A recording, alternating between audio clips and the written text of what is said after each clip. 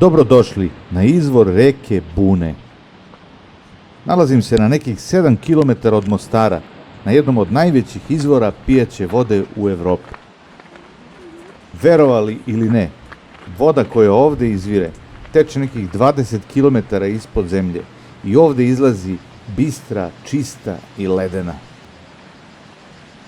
Iznad izvora nalazi se stena, a u njoj pećina u kojoj su pronađeni ostaci ljudskog prisustva od pre 8000 godina. Sa suprotne strane reke se nalazi Sufijska Tekija, koja potiče još iz osmanskog perioda. A u blizini se nalazi i jedan od najočuvanijih srednjevekovnih gradova Bosne, Blagaj, ali o njemu u nekom drugom videu. Inače, ova bistra i čista reka teče samo 9 km i onda se uliva u Neretvu. Još jedna bitna odlika reke Bune, pored reke Zete i Neretve u koju se uliva, je da je jedna od 3 reke na svetu u kojoj se može naći mekousna pastrmka, jedna od endemskih vrsta. U lokalnoj verziji se naziva neretvanska mekousna pastrmka. Lokalni vodič vas može čamcem odvesti direktno u pećinu u kojoj reka izvire, pa krenite sa mnom u pećinu u kojoj izvire reka Buna.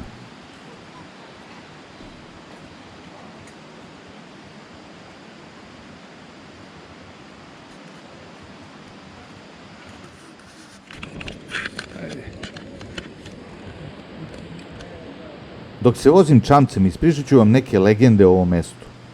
Prva legenda govori o strašnom zmaju koji je od davnina živeo u samoj pećini vrela Bune. Svake godine narod je morao pokloniti zmaju jednu mladu, lepu devojku za žrtvu. Jednog dana došao je red i na Milicu, ćerku herceg Stjepana. Tada je iz grada vodio jedan podzemni hodnik sve do izbočine u stenama iznad samog izvora Bune. Na tom mestu lepa Milica je ostavljena da čeka krvoločnog zmaja da je odnese. U tom trenutku je iz Sirije došao derviš Salih Plavi, koji se na prvi pogled zaljubio u Milicu, a ta ljubav mu je dala nadljudsku snagu, pomoću koje je pobedio zmaja. Herceg dervišu daje svoju ćerku za ženu, a podiže tekiju na mestu gde je Salih ubio zmaja.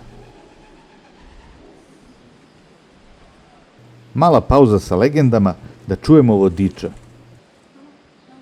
Ovo je rijeka Buna, izvor rijeke Bune, ova mala pećina. Kako svjetski stručnjaci govore, najveći izvor te pitke vode u Evropi. Prosjek vode je što izađe 43 kubika u sekundi. 43.000 litra. Hladna 9,8 stepeni i čitavu je vodu ista temperatura, ne mijenja ništa. Dubina nije ista unutar pećine, s desne strane 10 metara u samom čušku, s lijeve strane od 3 do 4, već se dno vidi, ovdje je najdublji dio, tu je sama dubina 30 metara. Zelenkasto plava ili turkizna boja vode ima u sebi tog minerala kobalta. To se isto može vidjeti po stijeni, ostavlja svijetlo i zelenkaste traze. Znači ovo što se vidi u krug pećine svijetlo zelenkasto, to vam je nivo vode zivi. Toliko nadolje da skoro zatopli ulaz u pećinu. 2008. su na prvi put Francuzi profesionalni ronjenici dolazili ovdje da istraže pećinu i izvor. I ronjili su ovdje u ovom maloj pećini 30 metara u dubinu i 700 metara kroz tunel, najdalje što su dosegli. Dalje nisu mogli, kako kažu, jaki pitni se vode, jaka su vode, nisu mogli to roniti. Čak su jednu sondu donosili s kamena i nije nema. 2008. kad su ovi Francuzi došli, ukrili su na dvije glavne žile dolazili sa sjeverne strane. U pravcu planine Kišne strane, šta po njihovo na rijedu statistici, jedna li žila dolazi ispod Bjelačnice, 150 kusur. Glavnom rijeka Buna nije duga, 8 km njezin tog i uljeva se na rijeku. Šta je još tipično za ovu rijeku, vidite unuta endemska vrsta mekousna pastrmka vrsta koja je svijet, odgovara noće, odgovara visočku. Glavnom Buna je čista, pita, može pita početi. Druga legenda govori kako je kroz Blagaj na svom belom konju projahao starac sa belom bradom u zelenoj odori i da se uputio do vrela. Narod ga je kasnije tražio, ali on nikada nije pronađen. Zaključili su da je u pitanju bio svetac koji je misteriozno nestao, pa su podigli tekiju. Treća legenda govori o čuvenom junaku mnogih pripovedaka koji se zove Sari Satluk.